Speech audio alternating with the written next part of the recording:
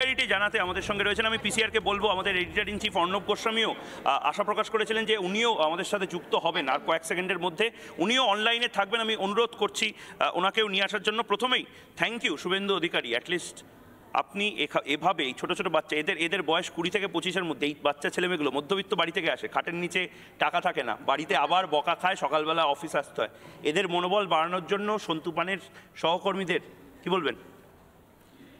দেখুন, আমি যা বলবো সেটা গতকাল থেকেই আমি বলছি।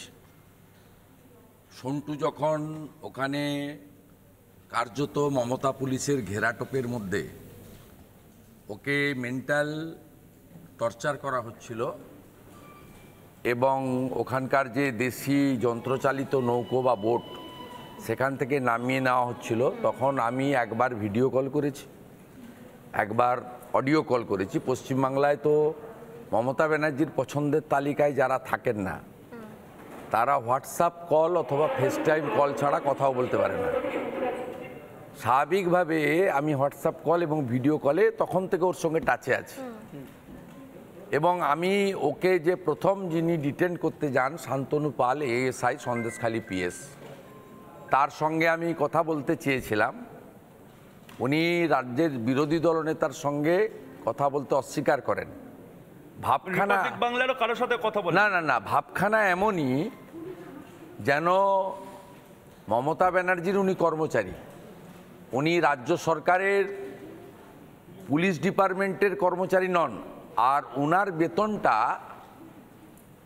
ভাইপোর ক্যামাক স্ট্রিটের অফিস থেকেই দেওয়া হয়, এমন ভাবখানা করলেন, কথা বলতে চাইলেন না। আমি তখন লাউড করতে বললাম এবং সন্টুর ফোন থেকে আমি ওকে শোনালাম যে আমরাও কম বেশি সিআরপিসি আইপিসি জানি, আপনি কর্তব্যরত অবস্থায় একজন সাংবাদিককে এভাবে লঞ্চ থেকে নামিয়ে দিতে পারেন না, সন্ধ্যা হয়ে গেছে, 1 নম্বর।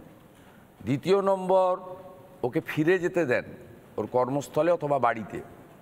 সেকশন 41-এ নোটিশ দিন, ডেকে পাঠান, কমপ্লাই না করলে অ্যাকশান নিন।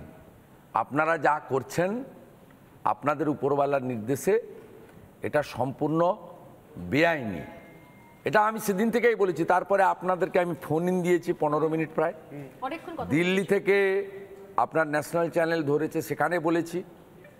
আমি আমার এক্স হ্যান্ডেলে রাতে পোস্ট করেছি।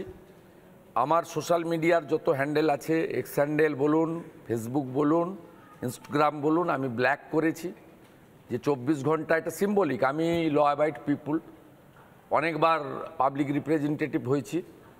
আমি ওই সন্দেশখালী থানাতে গিয়ে ঢুল ছুড়বো বা কেষ্টমণ্ডলের মতো বলবো যে তোমাকে এক্ষুনি প্যাকেট করে পাঠিয়ে দেবো বীরভূম থেকে অন্য জায়গায়, আমি তো কাজ করতে পারবো না। আমার যা সিস্টেম আমি করেছি এবং সকাল 8টা থেকে এই কালো রিবনটা আমি পরে রেখেছি। Today is black Republic Bangla পরিবার এই কালো রিবনটা পরেছি, গোটা বাংলা গোটা দেশ এখন পড়ছে ব্ল্যাক ডে।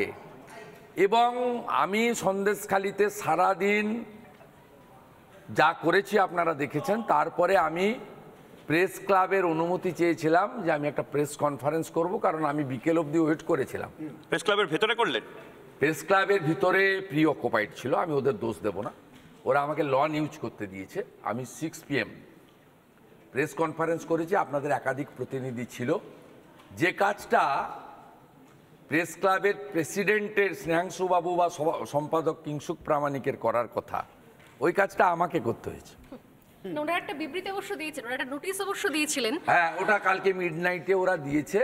তারপর আর কিছু আমরা দেখতে পাই না, তারপরে কিছু করতে পারবে না, তারা করতে পারবে না, কারণ মমতা ব্যানার্জি এই ধরনের কিছু কিছু লোকের টিকিটা এমন করে বেঁধে রেখেছে, সেখান থেকে বেরিয়ে আসা এদের পক্ষে খুবই অসম্ভব। কিন্তু মিডিয়ার তো কোনো রং হয় না, মিডিয়ার তো কোনো দল রং ঝান্ডা হয় না। এটা তো আমি প্রেস কনফারেন্সে বলেছি যে কন্টিনিউয়াস, আমি তো দেখুন লিডার অফ অপোজিশন হিসেবে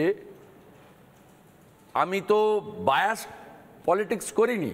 দেবমাল্য বাগচি যখন খড়গপুরের অ্যারেস্ট হয়, আনন্দবাজার পত্রিকার পশ্চিম মেদিনীপুরের রিপোর্টার, তখন আনন্দবাজার গ্রুপ, ওদের ইংলিশ আছে, পোর্টাল আছে, ওদের ইলেকট্রনিক্স চ্যানেল আছে, একটা বাক্য শব্দ ইউজ করেনি। আমি প্রথম এক্স হ্যান্ডেলে দিই যে দেবমাল্য বাগচিকে ইল্লিগালি অ্যারেস্ট করা হয়েছে, তারপরে ওরা দেখায়।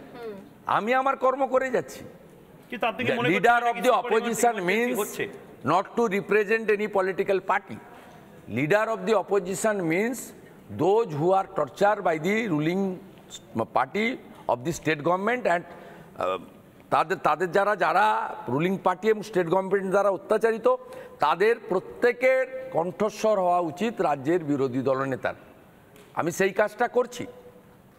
ইউটিউবারদের বিরুদ্ধে যেভাবে আক্রমণ হয়েছে, জেলে খাটানো হয়েছে, তার বিরুদ্ধেও আমি বলেছি। তখন আপনি প্রতিবাদ কিন্তু করেছেন। আমি ফাইনালি আপনাকে বলি, আমি কাউকে পার্সোনাল অ্যাটাক করার বিরোধী। ভাইপো তখন অনেক আগে পূর্ব মেদিনীপুরের চণ্ডীপুরে আমাকে ক্ষমতা দেখাতে গেছিলেন। ওখানে একটি ছেলে মঞ্চের উপরে উঠে সপাটে একটি চড় মারেন। আমি এরকে সমর্থন করি না, আমি বিরোধিতা করি। কিন্তু আপনি দেখবেন 3-4 বছর পরে ওই ছেলেটিকে রহস্যজনকভাবে মেরে ফেলা হয়। তার বাড়ির লোককে আমি কন্ট্যাক্ট করেছিলাম, কিন্তু পুলিশ নেগোসিয়েশন করে ইন এক্সচেঞ্জ অফ এনিথিং তারা সেটেল করে দেয়। তার বাড়ির লোক এগিয়ে আসেনি কমপ্লেন করার জন্য। এক্ষেত্রেও সন্টুর সবচেয়ে বড় অপরাধ, সিজিও কমপ্লেক্সে এই রাজ্যের প্রিন্স এবং এই রাজ্য যারা চালাচ্ছেন 13 বছর ধরে, সেই কোম্পানির উনি managing director, very powerful person.